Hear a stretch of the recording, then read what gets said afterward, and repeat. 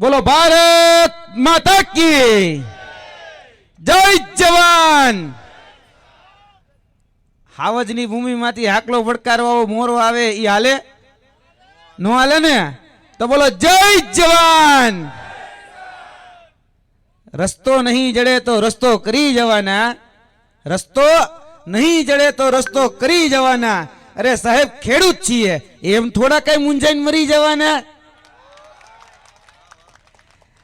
162 ની સરકારને જેને રોડે ચડાવી એવા મારા દેવતુલ્ય ખેડૂતો માટે જોરદાર તાલીઓ થઈ જાય।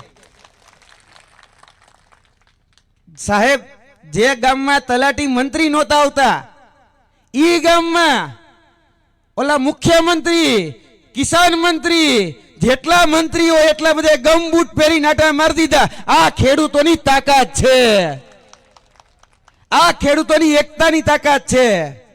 થોડા દિવસથી આપણે ટીવીમાં બહુ ચાલતું હતું કે મહા પેકેજ આપવામાં આવશે, બહુ મોટું રાહત આપવામાં આવશે। એટલે અમે તો ખટારા લઈને તૈયાર થઈ ગયા કંઈક બહુ મોટું કંઈક પેકેજ આપે તો લેવા નીકળીએ ગાંધીનગર। તો પેકેજની જગ્યાએ આપ્યું પડીકું, આપ્યું કે નહીં? ઈ પડીકાથી આ ખેડૂતોનો અવાજ બંધ કરવાનો ક્યાંક ને ક્યાંક એને ઈરાદો કર્યો। ए भाई ए पड़ीकाथी के अवाज बंद थाय एम छे? थाय एम छे? ज्यारथी आपणे गुजरातना पनोता पुत्रोने देशमां उपर मोकल्या छे त्यारथी आ खेडूतोनी पनोती बेठी छे। ए पनोतीने काढवानी जरूर छे। हाचું ખોટું? हाचું ने? એટલે આ પડીકા જે છે એ પડીકાથી ઘણાના સૂર બદલાણા છે। देवला डायरा में जता ई हवे जरा कोलू मोरू मोरू बोलवा लई गया छे। ई कोण तमे समझी जाशो कारण के तमारी हमें अवारनवार ई लोको आवता होय छे। हारू पण एक वात एक डखो ए मने समजातो नथी। अहींया आपणी पासे गोपालभाई छे એટલે गोपालभाई ने पूछी लईए, गोपालभाई आपणे हारो प्रश्न सत्ता पक्षने करीए, भाजपने करीए तो आ जवाब कांग्रेस शा माटे आपे छे? આપણે એમ કહીએ કે ખેડૂતોનું દેવું માફ થવું જોઈએ। અમારી પંજાબમાં આમ આદમી પાર્ટીની સરકાર 50,000 રૂપિયા દર હેક્ટરે આપે છે એ રીતે અથવા તો એનાથી ને પણ સારું એટલે કે ગુજરાત મોડલ છે એનાથી ને સારું આપવું જોઈએ। તો એનો જવાબ હારો કોંગ્રેસ કેમ આપે?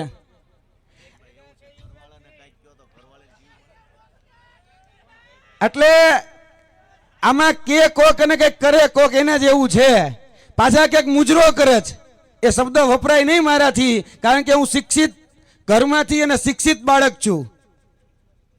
एला भाई छेला 30 वर्षथी भारतीय जनता पार्टी अरे तमे ए नो कर्युं होत ने एटले के मुजरो तो अत्यारे क्यांक तमे सत्तामां होत। एटले तमे जे वात करो छो के भाई खेडूतोनी तो भाई तमारे खेडूतोना ख साथे न गामड़ा साथे के न खेती साथे स्नान सूतकमय संबंध नथी। अने आजे प्रश्न करीए सत्ता पक्ष ने तो जवाब ए कांग्रेस आपे छे।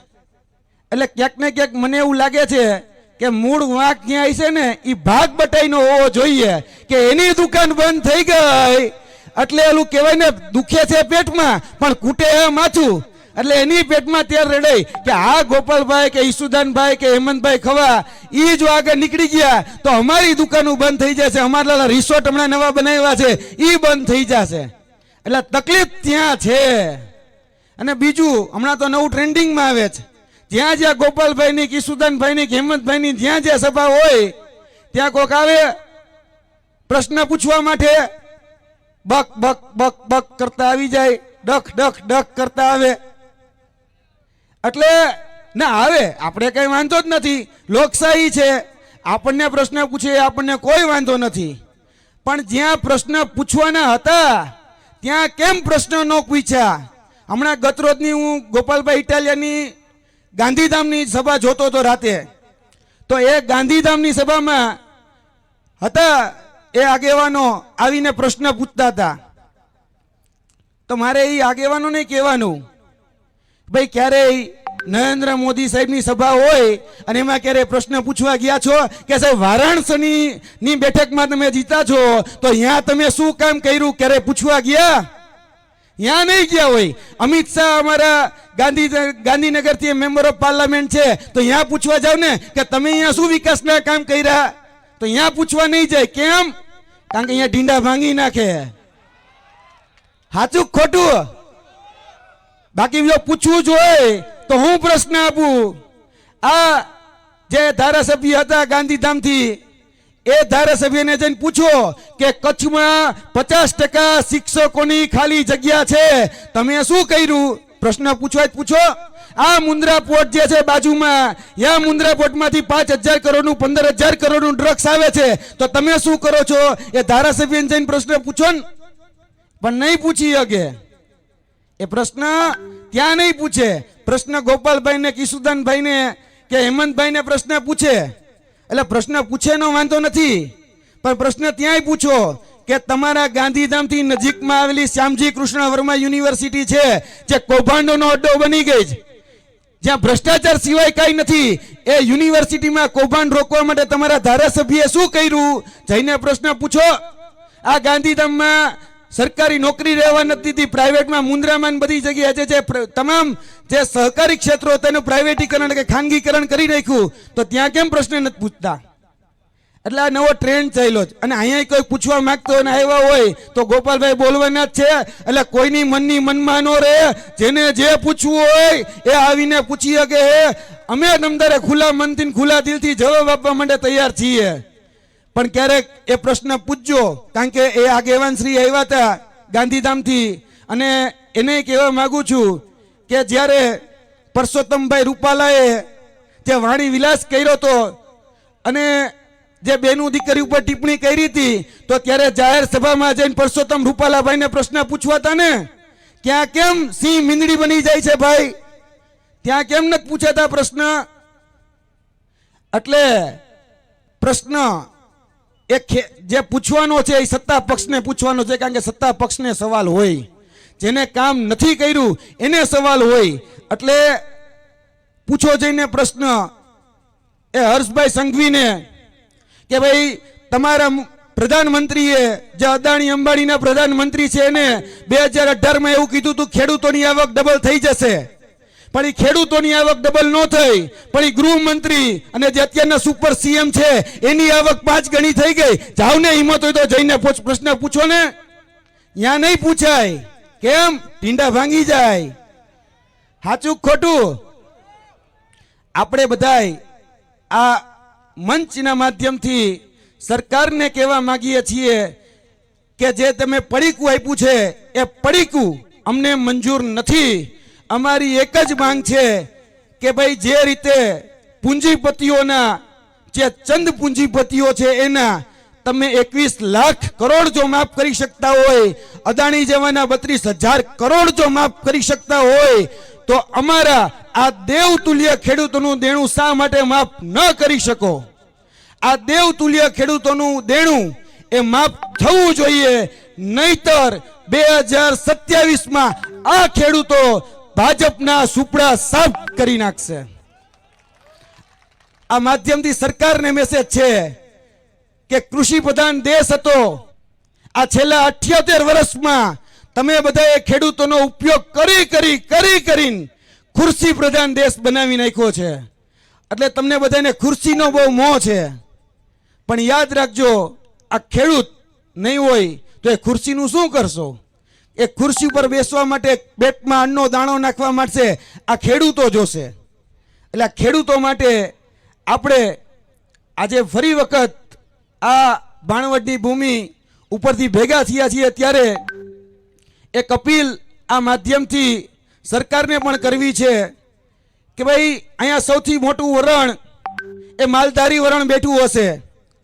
આહિર છે, આપણા કહી શકાય કે રબારી છે, માલધારીમાં ભરવાડ છે, બધા જ લોકો અહીંયા બેઠા છે, ક્ષત્રિયો પણ બેઠા છે. આપણે બધાએ ખેડૂતો માટે પેકેજ આવ્યું 10,000 કરોડ, તો હવે આવનાર દિવસોમાં માલધારી માટે શા માટે પેકેજ ન આવવું જોઈએ? પ્રશ્ન પૂછવાનો સમય હવે આવી ગયો છે.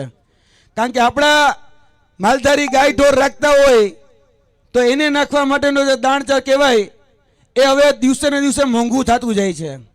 તો એના માટે પણ કંઈક રાહત આપવામાં આવે, કારણ કે જે પાક હતો બહુમૂલ્યક પાક એ નિષ્ફળ ગયો છે. તો દિવસે ને દિવસે સામાન્ય જનતાને પણ આનો માર પડવાનો છે. એટલે માલધારીઓ માટે પણ એક રાહત પેકેજ આપવામાં આવે, સન્માનનું પેકેજ આપવામાં આવે, જેથી કરીને માલધારીઓ પણ એ પોતાના ઢોર ઢાખરને સારી રીતે સાચવી શકે. અને આ માધ્યમથી છેલ્લી વાત કહી અને મારી વાણીને વિરમું છું. એ ડાયરાબાજ કલાકારોને પણ કહેવાનું કે ભાઈ જે સ્ટેજ ઉપરથી તમે ખેડૂતોના નામે જે બહુ મોટી બાકાઝીકી કરતા હતા, એ ખેડૂતો માટે જે બાકાઝીકી કરનાર કલાકારો ક્યાં છે ભાઈ? ક્યાં ગયા એ કલાકારો? ખેડૂતો માટે તમને વાત કરવાનો સમય આવ્યો, ખેડૂતોના દુઃખમાં ઉભો રહેવા માટેનો સમય આવ્યો, ખેડૂતો માટે દેવા માફીની માંગણી કરવાનો સમય આવ્યો, ત્યારે એ ડાયરાબાજ કલાકારો ક્યાં ગયા? બિહારમાં ચૂંટણી હાલે છે ત્યાં ગયા, કોક ફરવા વયું ગયું. એટલે હવે ક્યાં પૈસા ઉડાડવાને એ ધ્યાન રાખજો. આવનાર દિવસોની અંદર આ ખેડૂતો, આ શિક્ષણ, એની પાછળ પૈસા જાય, જેથી કરીને આપણું બાળક ભણી ગણીને આગળ વધે. એના માટે એ આપણે બધાએ ભેગું થયા છીએ. ત્યારે આ એક સંદેશ તમને બધાને કહેવાનો કે અદાણી અંબાણીના પ્રધાનમંત્રી છે, એ પ્રધાનમંત્રી એ પૂંજીપતિઓનું જ વિચારશે, એ ખેડૂતોનું ક્યારેય નહીં વિચારે. આ માધ્યમ જે છે એ માધ્યમથી એક છેલ્લો નારો લગાવી આપણે